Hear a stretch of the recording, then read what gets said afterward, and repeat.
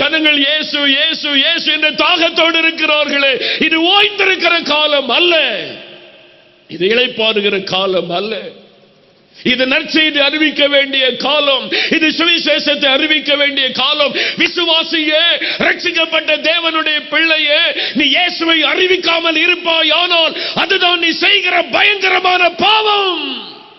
அறிந்து கொள். சுயநலமாகவே நீ வாழ்ந்து கொண்டிருக்கிறாய். எங்கு போனாலும் எனக்கு ஜெபம் பண்ணுங்க, எனக்கு ஜெபம் பண்ணுங்க, எனக்கு போராட்டம். எவ்வளவு நாட்கள் சுயநலமாய் வாழ போகிறாய்?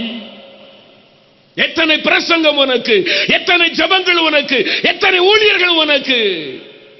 நீயே சாப்பிட்டு, நீயே குடித்து, நீயே புசித்து, நீயே வாழ்ந்து கொண்டிருக்கிறாய். எட்டி பார் தூரத்தில் எத்தனை மக்கள் நரகத்தை நோக்கி ஓடிக்கொண்டிருக்கிறார்கள்.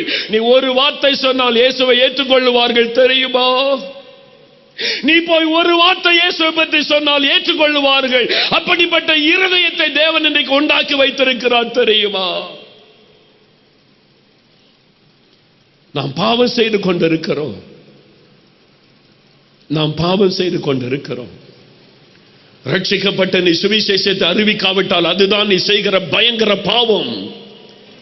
நரகத்துக்கு தப்பித்துக் கொள்கிற வழி உனக்கு தெரியும்.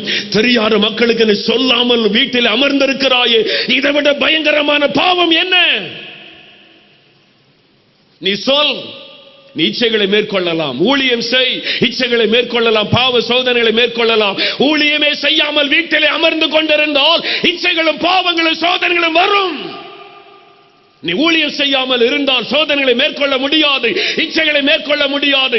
இரவும் பகலும் ஊழியம் செய். எந்த பாவத்திற்கு உனக்கு நேரமே இருக்காது.